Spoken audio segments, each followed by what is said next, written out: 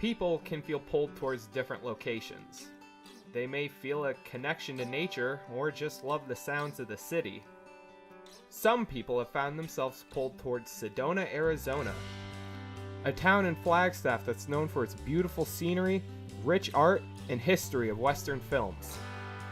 Sedona is also known for being a hub for the New Age movement, a movement that contains many spiritual and philosophical ideologies.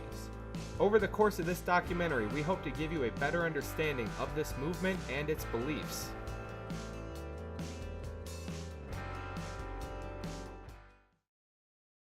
Let me just speak for myself, because in Sedona, you'll find that there's all kinds of spiritual people and spiritual movements and spiritual thought and beliefs and ideologies. I think as psychics and intuitive readers, we naturally feel pulled to different places.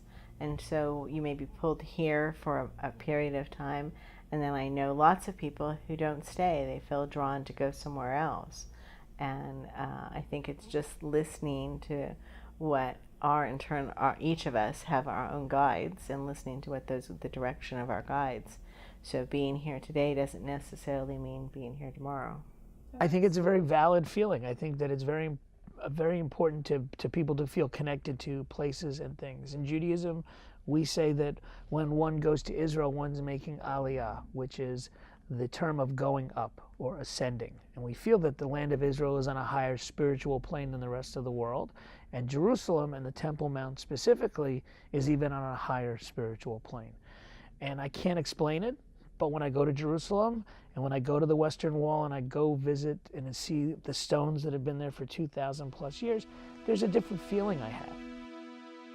The pull to Sedona may be explained through the phenomenon known as vortexes. People believe these locations are a sort of energy center that connect to the universe. Each vortex has its own energy. There are male energies and female energies here. And so there's so many around here that you can literally choose what kind of vortex energy you want to feel.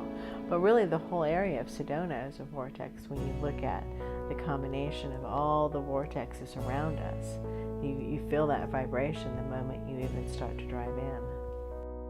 I've only been to the one here by the airport, which is the closest one, and I hiked up there, and on the way up, I could tell the difference. As I got closer and closer up the hill, I could tell the difference in the energy of the air, and everyone has the ability to do these kinds of things. Yeah, and that may well have to do with the fact that we've got a huge volcanic field in the Flagstaff area, and this area also has volcanic deposits and extinct volcanoes. So the metals that would cause the magnetism and gravitational pull are clearly, they're clearly here.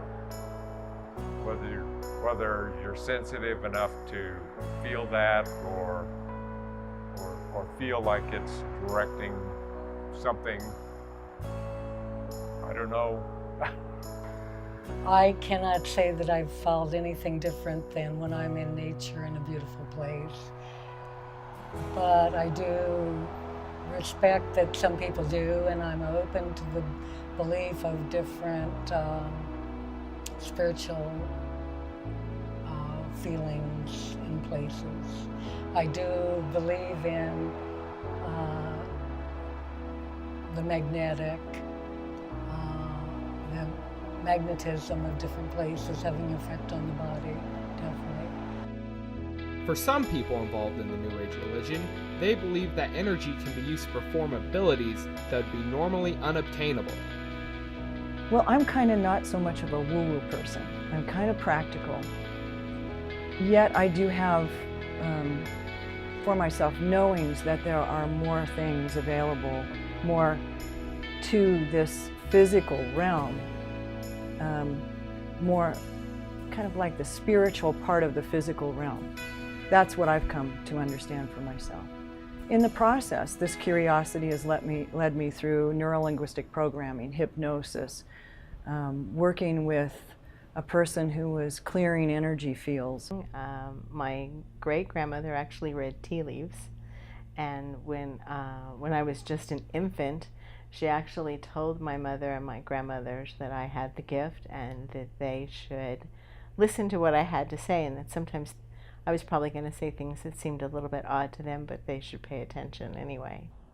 In my case, I am able to draw the names of guides, the names of archangels, the names of guardian angels, and other energies that come through that then I can give to that person that I'm reading for and say, okay, now you can call on this one or this one.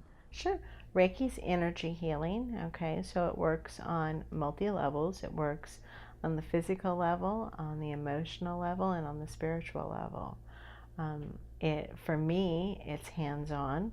Some Reiki practitioners and masters don't actually touch you. They'll just kind of skim over you, all right? Me, I'm a hugger, so I'm a toucher type person.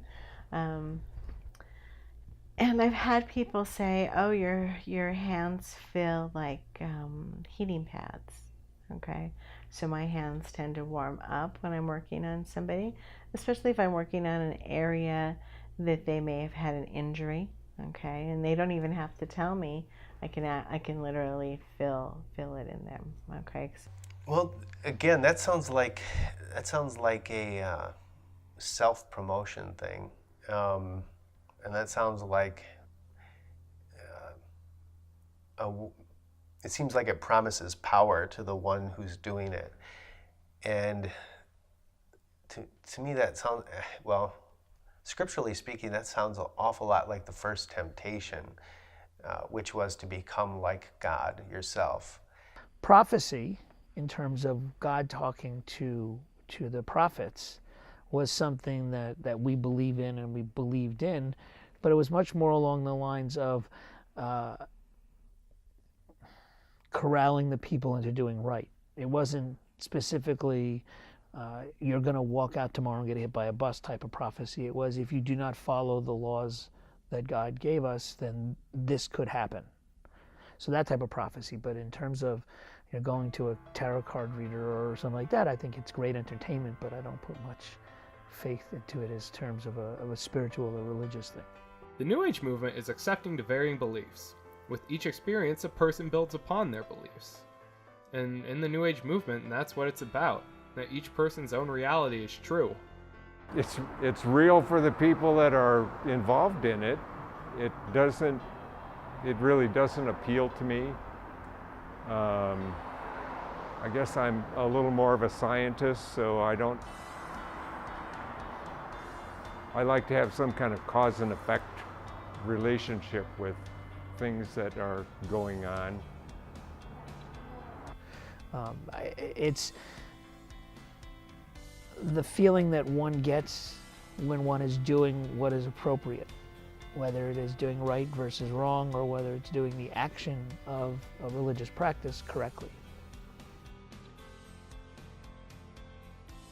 I don't go into the airy-fairy stuff of guides and not so much angels, but just trusting in things outside of myself. I guess that's what I want to say. And once you're on that path, it just sort of opens you up to all kinds of things. And when I'm talking to people, I say, follow your curiosity. And that's what I did. I followed whatever I was interested in, and that led me to the next thing. And so I sit here before you with a lot of experience. Eventually, what it ends up being is that you know that you really don't know anything. You don't know anything. It's all innate. It's all the understanding, if you will, that we are part of everything.